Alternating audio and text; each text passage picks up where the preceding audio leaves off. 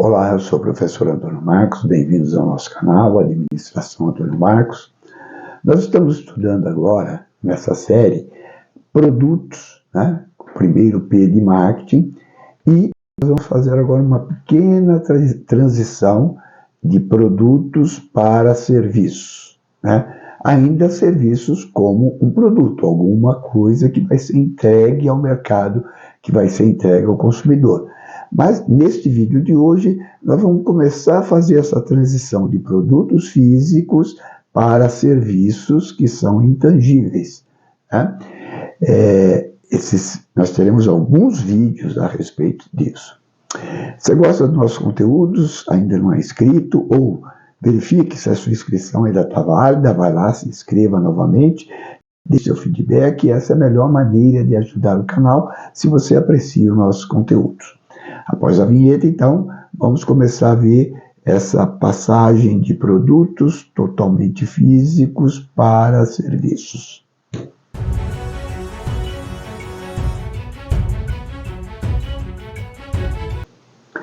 Como nós podemos definir serviços? Kotler define serviço como qualquer ato ou desempenho intangível que uma parte oferece à outra e que não resulta em propriedade, embora o processo possa estar ligado a um bem físico. Atualmente, o setor de serviço representa mais da metade do PIB brasileiro. O esforço mercadológico para um bem tangível e um serviço não são muito diferentes. Todo o composto de marketing é trabalhado na oferta de um serviço, mas, principalmente, quando nós falamos em serviços, nós temos um P a mais, o P de pessoas. De acordo com Kotler, nós temos 5 categorias de oferta relacionadas a bens e serviços. A primeira categoria de bem tangível. Aí é um produto totalmente tangível. Ao comprar um sabonete, uma garrafa de água, um sabão em pó, você compra apenas o produto e sem nenhum serviço associado a ele.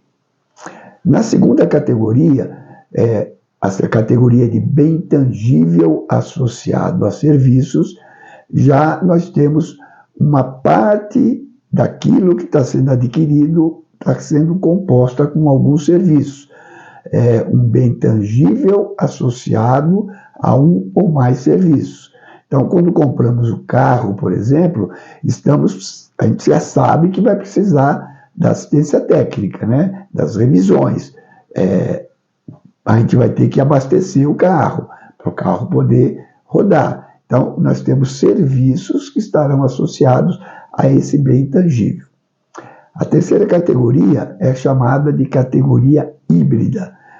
De acordo com Kotler, a oferta consiste tanto num bem físico como em um serviço. Um exemplo disso, por exemplo, são os restaurantes. Nós temos o serviço que o restaurante nos oferece e o alimento que nós vamos consumir. Os bens representados pelos alimentos, pelas bebidas. A quarta categoria é um serviço principal associado a um bem, ou um serviço secundário. Aí nós temos, por exemplo, o barbeiro. Nós vamos no barbeiro, vamos cortar o cabelo e, associado ao serviço do corte do cabelo, você tem lá a lavagem, utilizando algum produto, como o shampoo, né, como um condicionador. Então, a oferta principal é o serviço, e a esse serviço principal pode estar associado ou um bem, shampoo, condicionador, ou um serviço secundário, como a lavagem do cabelo.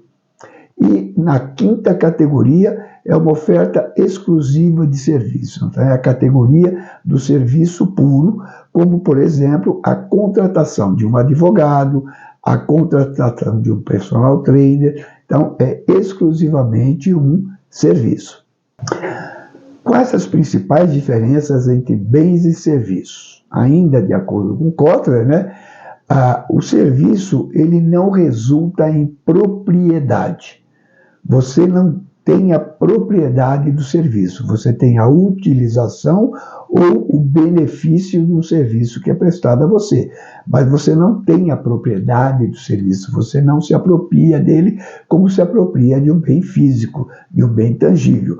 Isso em função da primeira grande característica do serviço, que é a intangibilidade. A segunda diferença entre bens e serviços é a dificuldade de avaliação pelos clientes. O serviço é mais difícil de ser avaliado, porque ele depende de fatores não racionais. É muito mais emocional do que racional. Outra característica do serviço é que você não consegue estocar o serviço. O serviço é prestado ao mesmo tempo que ele é utilizado ou que ele é realizado. Já Correia e Caon, ele destaca 3 grandes diferenças entre bens e serviços. Primeiro, a similaridade entre a produção e o consumo. Como os produtos não são os serviços não são estocáveis, essa simultaneidade entre a produção do serviço e o consumo do serviço vai afetar diretamente a gestão da qualidade do serviço, porque não existe uma possibilidade de um momento anterior ao consumo para a verificação da qualidade do serviço. Ele acontece ao mesmo tempo. Isso gera um impacto na prestação do serviço em comparação à venda de um bem, onde nós temos uma possibilidade, antes da entrega do bem, de verificar se a qualidade do produto está adequada. Uma outra é a presença do cliente.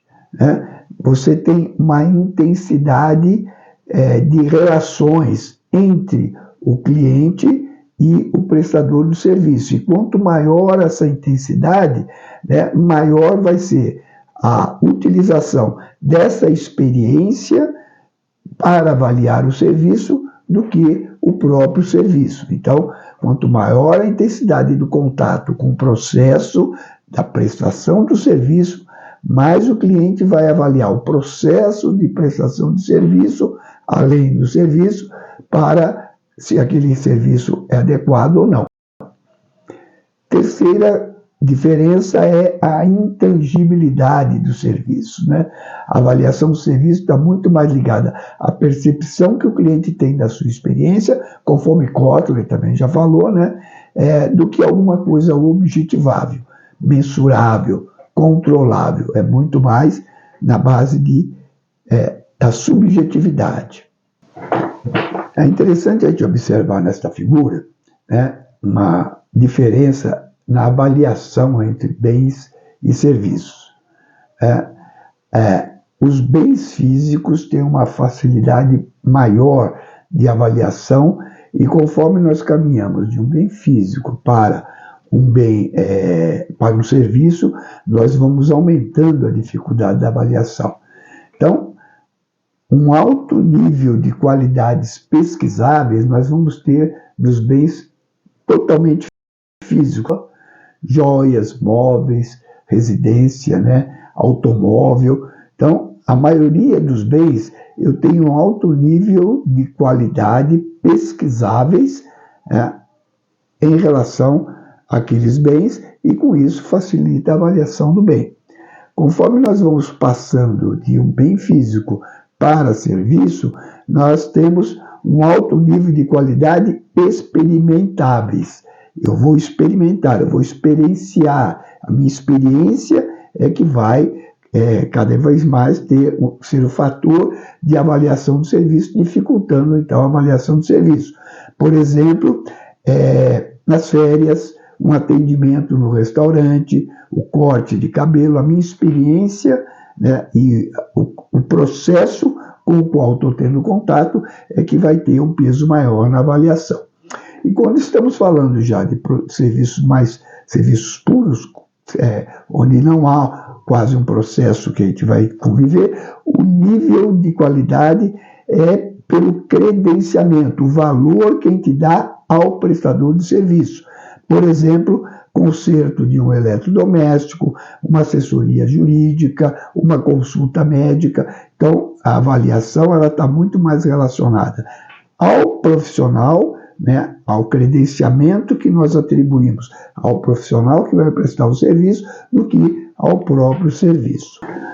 Uma outra figura interessante para nós observarmos, né, comparação com serviço com os bens tangíveis, os bens eles são padronizados, né? Os serviços eles procuram estar mais adequados ao cliente. Então nós temos, por exemplo, né, numa experiência de acampamento, né, eu vou comprar o material para praticar o camping, eu vou comprar uma barraca, vou comprar qualquer material, ele é idêntico para todos os clientes, né? Os bens são padronizados. Já os serviços, eles são mais adequados ao cliente. Por exemplo, uma viagem de aventura, uma experiência de aventura, ele vai variar de acordo com o cliente, com a percepção de cada cliente naquela experiência. Então, há uma variação mais subjetiva, como já foi falado anteriormente, na avaliação do serviço em relação a um bem que é padronizado e é perceptível, né? Eu posso tocar, eu posso experimentar. Espero que vocês tenham gostado do conteúdo de hoje. Esse assunto nós vamos voltar com esse assunto novamente, nós vamos dar uma continuidade e depois até chegar às estratégias de serviço. Aqui está a bibliografia que nós utilizamos para embasar este vídeo, aqui está também a citação que nós escolhemos para ilustrar esse conteúdo. Muito obrigado e até o nosso próximo vídeo.